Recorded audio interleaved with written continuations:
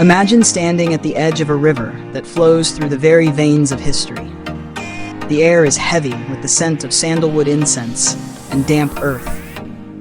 Around you, a symphony rises with the sun, the rhythmic chanting of mantras, the chime of brass bells, and the murmur of 1,000 prayers drifting toward the sky. You haven't just stepped into a country. You have entered a living, breathing spiritual sanctuary. This is a land where the divine is not hidden in the heavens but found in the dust of the road, the flow of the water, and the eyes of the people. From the snow-capped peaks of the Himalayas to the golden warmth of the Punjab plains, faith here isn't a weekly ritual. It is the very heartbeat of life. Welcome to India. But today, we are moving beyond mere sightseeing. We are embarking on a pilgrimage of understanding. We will peel back the layers of history to explore the three great dharmic pillars that anchor this civilization: Hinduism, Buddhism, and Sikhism. Welcome to Culture Journey. Are you ready to open your mind? Let's begin our journey. To understand the spiritual landscape of India, we must first understand the soil from which it grows. India is often called the cradle of spirituality, and for good reason. For over 4,000 years, this subcontinent has been a laboratory for the human soul. It is here that the concept of dharma, cosmic law and order, was born. Geographically, this land seems designed for introspection.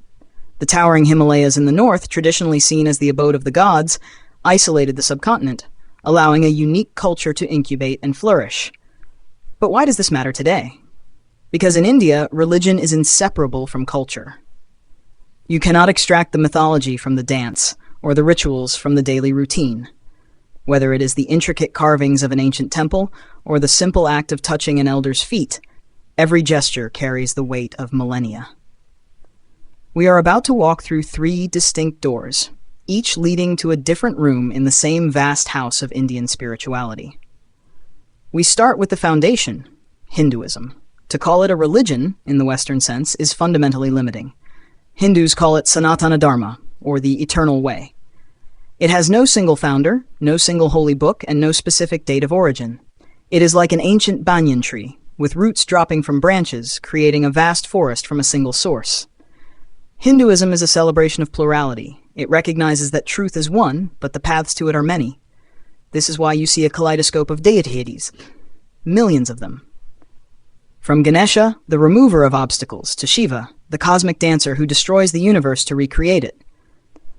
These aren't mere idols, they are manifestations of the one supreme reality, Brahman. Central to this worldview is samsara, the continuous cycle of birth, death, and rebirth. And what drives this wheel? Karma. We often use karma casually, like what goes around comes around. But in Hindu philosophy, it's deeper. It is the law of moral cause and effect, spanning lifetimes. If you could see your past lives, do you think they would explain who you are today? It's a fascinating, perhaps even daunting thought. Life for a Hindu is a journey toward moksha, liberation from this cycle. But the journey is vivid. It is marked by festivals that awaken the senses. Imagine Holi, where social hierarchies dissolve in clouds of colored powder, or Diwali, the victory of light over darkness. It is a faith that embraces the chaos of life rather than retreating from it. Now let us travel back to the 5th century BCE. We leave the elaborate rituals and move toward a simple tree in Bodh Gaya. Here, a prince named Siddhartha Gautama sat down, determined to solve the riddle of human suffering. When he stood up, he was no longer a prince. He was the Buddha, the awakened one. Buddhism emerged as a radical reformation. The Buddha taught that salvation requires no priests or complex rites. The answer lies within. His middle way balances between the extremes of indulgence and self-denial. The core is the Four Noble Truths. Life involves suffering, the cause is attachment, there is a cure, and the cure is the Eightfold Path. It sounds simple, but it is a lifetime's work of relentless mindfulness. In our world of constant notifications, how hard is it to just be still? The Buddha realized 2,500 years ago that our minds are like restless monkeys. Have you ever tried meditation and found your thoughts louder than a busy intersection? You are not alone. That is exactly why the practice exists. Did you know that despite being born in India, Buddhism almost vanished from its homeland? It spread like wildfire across Asia, becoming a global force, while in India it slowly faded, blending back into the vast tapestry of Hindu traditions. Today, however, it is seeing a revival, reminding the nation of its heritage of non-violence, ahimsa, and compassion. Finally, we travel north to the fertile Punjab. Here, in the 15th century, a new voice rose. Guru Nanak, the first of 10 Sikh gurus, looked at the religious conflict around him and declared, "There is no Hindu, there is no Muslim. All are one." Sikhism is the youngest of India's major faiths, striking a powerful balance. A Sikh is a Sant Sipahi, a saint soldier. They cultivate spirituality through meditation, but stand ready to defend the weak. This is why baptized Sikhs carry the kirpan, a ceremonial dagger. Let me be clear, this is not a weapon of aggression. It is a solemn reminder of their sacred duty to protect the innocent and fight injustice. The most beautiful manifestation of this is the Harmandir Sahib, the Golden Temple. It is open on all four sides, welcoming people from all corners of the earth. This is what truly captures the heart of every traveler. Langar.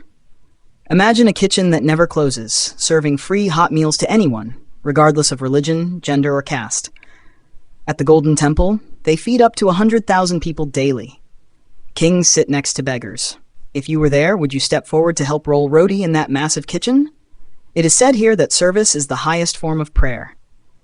Today, these three paths coexist in the modern nation of India. It isn't always perfect. History has seen conflict. But look closely at daily life and you see a fusion. A Hindu bowing at a Sikh shrine, Buddhist mindfulness in a corporate boardroom. These traditions are not museum exhibits, they are living organisms, debating with modernity, adapting to technology, yet reminding us that whether we seek the divine through the explosion of ritual, the silence of meditation, or the sweat of service, we are all climbing the same mountain. As our journey closes, let these impressions settle. We have walked the Ganges, sat under the Bodhi tree, and broken bread in Punjab. What connects Hinduism, Buddhism, and Sikhism isn't just geography.